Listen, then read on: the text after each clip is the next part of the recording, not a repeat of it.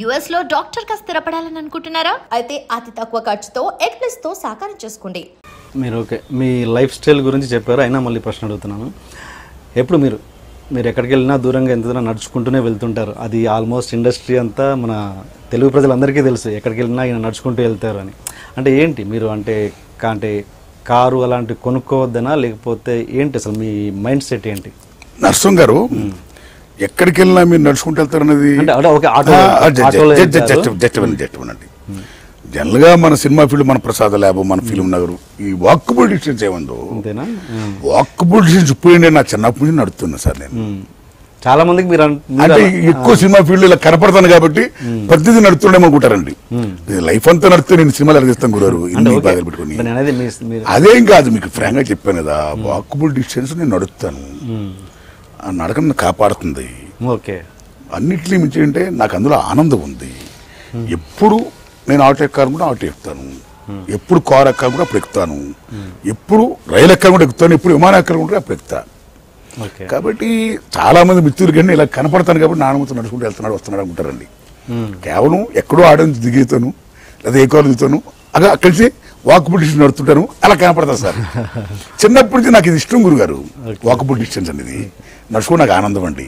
So మీరు ఈ కార్లు కొనుక్కుని అలాంటి అదే కదా చెప్పేది మీకు, నాకు చిన్నప్పటి నుంచి అది ఎక్కలేదు అంటున్నాను. ఇప్పుడు 30 ఏళ్ళ సినిమాలు తీస్తున్నా, చాలా మంది కార్లు కంపెనీ వాళ్ళు నాన్నమూర్తి గారు రండి మేము కారు ఇస్తాం, ఇప్పుడు ఇంత కట్టండి, తర్వాత అలా చిన్న చిన్న కట్టుకోండి, హ్యాపీ చూసుకుని వెళ్ళండి సార్ అని ఎంతో ప్రేమగా ఆఫర్ చేస్తారండి. కారు కొనుక్కోవడం పెద్ద సమస్య కాదు పెడతారు ఈవేళ, కాదు, అందుకే వెరీ సింపుల్ అండి. కానీ నాకు ఎక్కలేదన్నా మీకు అర్థం చేసుకోండి, కారు కొనుక్కోవాలి, ఇల్లు కట్టుకోవాలి, నాకు ఎక్కలే మైండ్ అంతే. దాన్ని మీరు ఏమన్నా అనుకోండి సార్, దాన్ని నా లైఫ్ స్టైల్ అంతా ఏదో నేను ఎలా ఉంటున్నాను, చాలా నిరాడంబుడు, చాలా సింప్లిసిటీగా ఉంటాడు, నానుమతి కారు లేదు ఇల్లు అంటే అది కరెక్ట్ కాదు. ప్రతి మనిషికి కారు కావాలి, ఇల్లు కావాలి, హ్యాపీగా ఉండాలి, అన్నీ అనుభవించాలండి, అన్ని సౌకర్యాలు ఉండాలండి.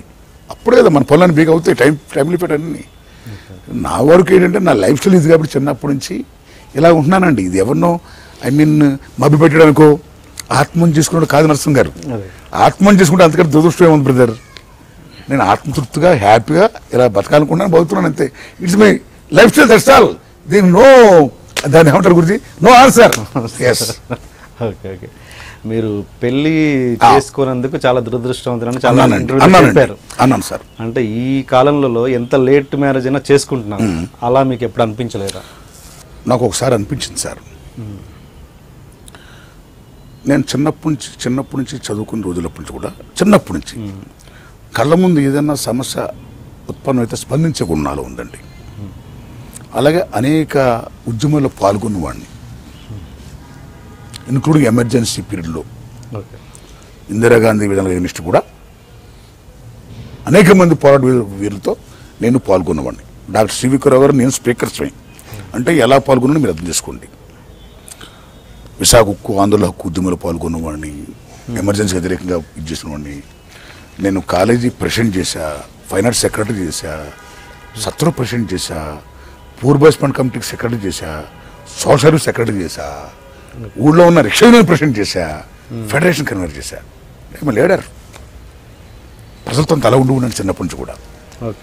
ఏయో ఆశయాలు. శ్రీశ్రీ గారి మహాప్రస్థం అంటే మహా ఇష్టం.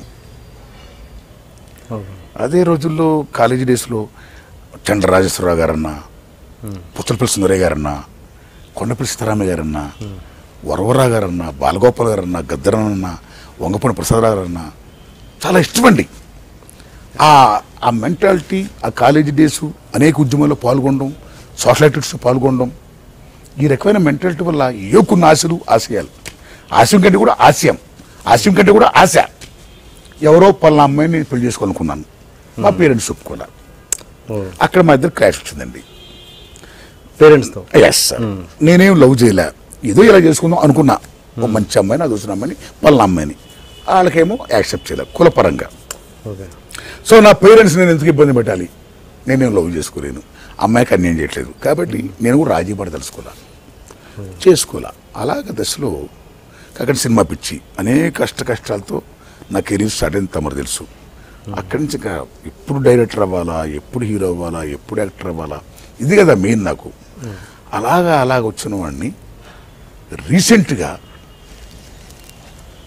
ఇప్పుడు నాకు 62 ఏళ్ళండి. నేనుంటున్న ఇంటిపైన అలా ఒక్కడిని ఉన్నాను సార్. నిజంగా ఫీల్ అయ్యా, అరే నేను పెళ్లి చేసుకుంటే నా భార్య నాతో ఉండేది కదా, నాకు తోడు ఉండేది కదా, అమోఘమైన సంగమైన జీవితం గడిపోను కదా, ఎంత పొరపాటు చేశాను నిజంగా ఫీల్ అవుతున్నా. ఆ ఫీలింగ్కి ఇన్స్పిరేషన్ ఏంటి గురించి అలా కూర్చొని చూస్తున్నప్పుడు ఏం ఫీల్ అవుతున్నా ఆ టైంలో 2 పక్షులు అలా వెళ్తున్నాయండి ఎగురుకుంటా.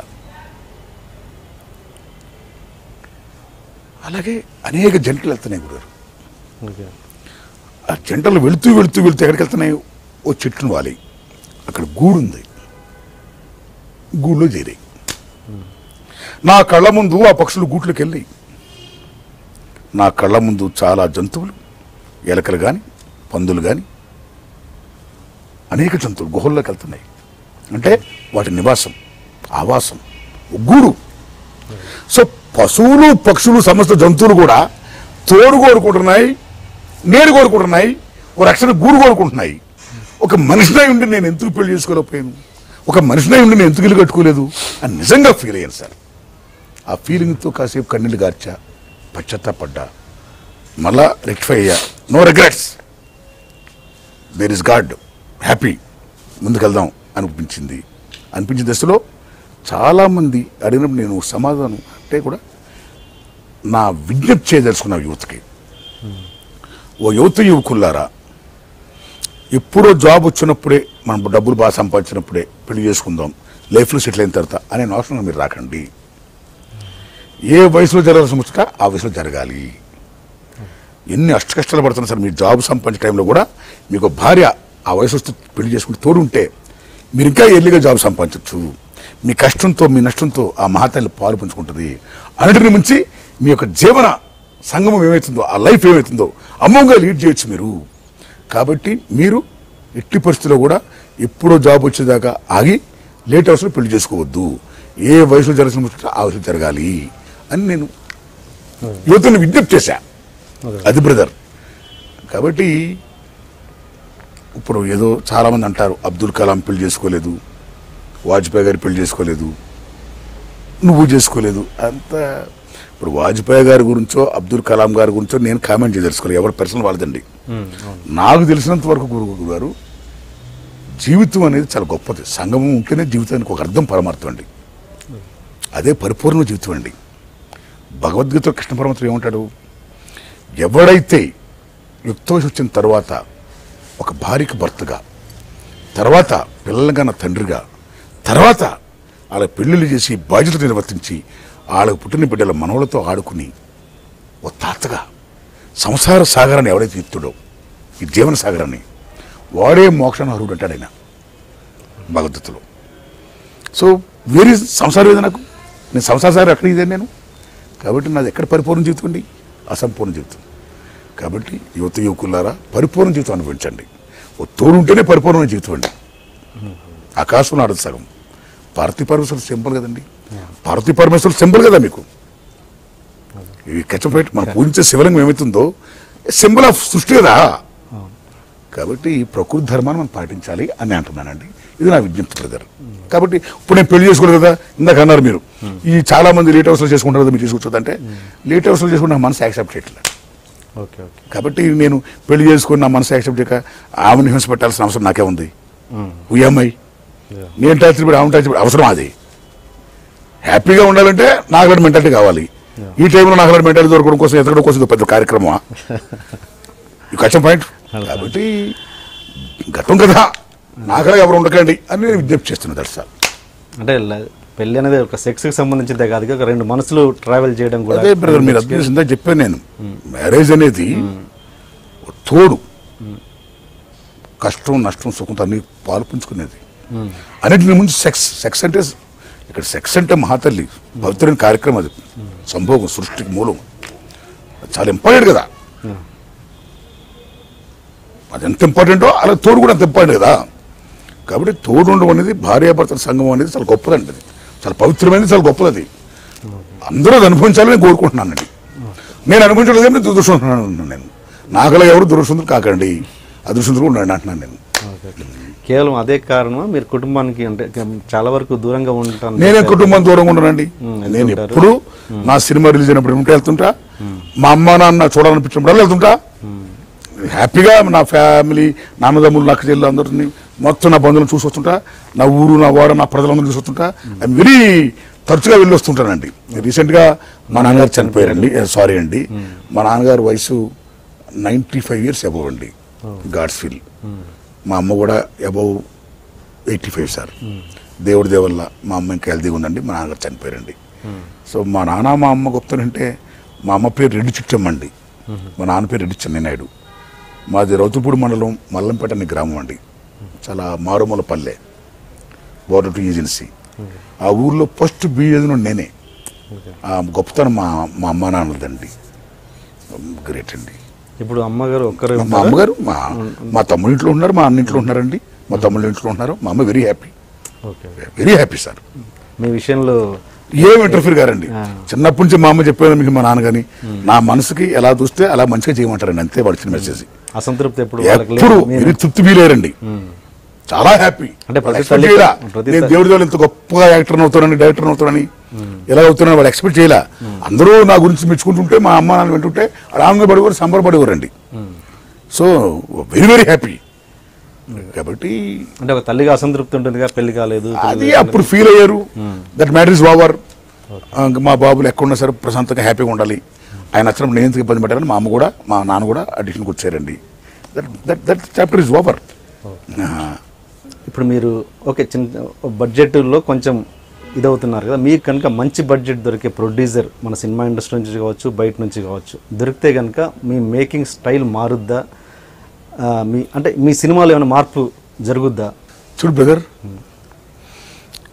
ఇక్కడ ప్రొడ్యూసర్ రావాలంటే ఫస్ట్ ఆఫ్ ఆల్ నేను గొప్ప సక్సెస్లో ఉండాలి.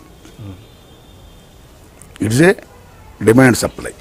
సక్సెస్ ఉంటే మనకు ఆఫర్లు వస్తాయి, ఆఫర్లు వస్తే మనం చేయాలండి. నేను పీక్లో రోజుల్లో చాలా ఆఫర్లు వస్తే నేను చేయలే. ఎందుకు చేయలేదండి? సినిమా సక్సెస్కి ఫెయిల్యూర్ కారణం కథ, కథనం, డైరెక్షన్ నన్ను నమ్ముకోండి, నా విశ్వాసం అండి. కథ, కథనం, దర్శకత్వం మోస్ట్ ఇంపార్టెంట్. ఆ మూడు నేనే. వాళ్ళు ఎంతోమంది ప్రేమతో నాకు ఆఫర్లు ఇస్తున్నారండి, వారికి వందనాలు. పుసుక్కుని నేను సినిమా చేసి రిలీజ్ అయిన తర్వాత అది సరిగా ఆడదనుకోండి, నేను వాళ్ళ ముఖాలు చూడలేనండి. నాలో ఫీలింగ్ ఎక్కువ. ఓటమి నేను భరించలేను గురుగారు. నా సినిమాలు సక్సెస్ ఫెయిల్యూర్ అయితే నేను భరిస్తా, ఇది ఇట్స్ మైండ్ కాబట్టి. కష్టం నష్టం నేను భరిస్తా, ఆనందం ఫీల్ అవుతా. వేరే బయట సినిమాలు యాక్టిస్పేట్ చేశాను అనుకోండి, డబ్బుదాడు. సినిమా ఇండస్ట్రీకి మెయిన్ ముఖ్య కారణం నిర్మాత అండి. నిర్మాత బాగుంటే ఇండస్ట్రీ బాగుంటుంది. కాబట్టి నిర్మాత బాగును, ఏ నిర్మాత ఏ దర్శకుడినా కోరుకోవాలి. అయితే సక్సెస్ ఫెయిల్యూర్స్ మన చేతులు లేవు. సో వాళ్ళు ఎప్పుడైతే నాకు ఆఫర్ ఇచ్చి 10 కోట్లు ఇస్తాము సినిమా బ్రహ్మాండం అంటే, మీరు అన్నట్టు బ్రహ్మాండ టెక్నికల్ వాల్యూస్తో నేను బ్రహ్మాండ సినిమా తీయగలుగుతాను, ఐ కెన్. అయితే సక్సెస్ ఫెయిల్యూర్ నా చేతులు లేదు. రేపు పొద్దున ఏదైనా మిస్ఫైర్ అయింది అనుకోండి, నేను భరించలేను, వారు మగ చూడలేను, నేను గిల్టీ ఫీల్ అయిపోతా. అరే నా వల్ల లాస్ అయిపోయారే అయ్యి బాబు ఇదేంట్రా బాబు, ఆ హింస నాకు అవసరమా, ఆ బాధ నాకు అవసరమా? వాళ్ళు రెడీ ప్రిపేర్ అయ్యి మీ మీద ప్రిపేర్ అయినా సరే ప్రిపేర్ అవుతారు, అభిమానంతో ప్రిపేర్ అవుతారు. మరి ప్రాక్టికాలిటీ సక్సెస్ అయితే అన్ని బాగుంటాయి, మిస్ఫైర్ అయితే డబ్బు అన్న నరసింహ గారు, డబ్బు మార్కెట్ మార్కెట్ మార్కెట్ అది మామూలు విషయం కాదు.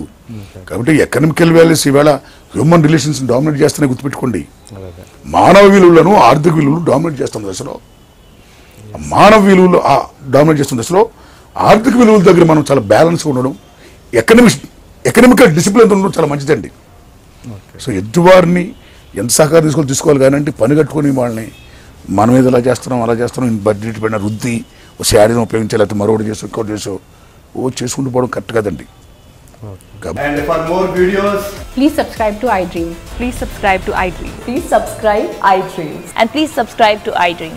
For more videos, subscribe to iDream. please like, share and subscribe to the channel. Congratulations, iDream. Subscribe to iDream. Subscribe to iDream. So subscribe to iDream Media. iDream ki iDream team andarki huge congratulations. Please subscribe iDream Media. Please subscribe to iDream. Subscribe iDream. Please subscribe to iDream. iDream అంటే నా కళల ఛానల్ను subscribe చేసుకున్న నోరు తిరుగుతలేదు, మీరైతే గంట గుర్తు కొట్టండి. For more such videos, please subscribe to iDream. Subscribe to iDream. Please subscribe to iDream. Please subscribe iDream Media. Please do subscribe to iDream. Please subscribe to iDream Media. For best entertainment and information, please subscribe iDream. And don't forget to subscribe to iDream.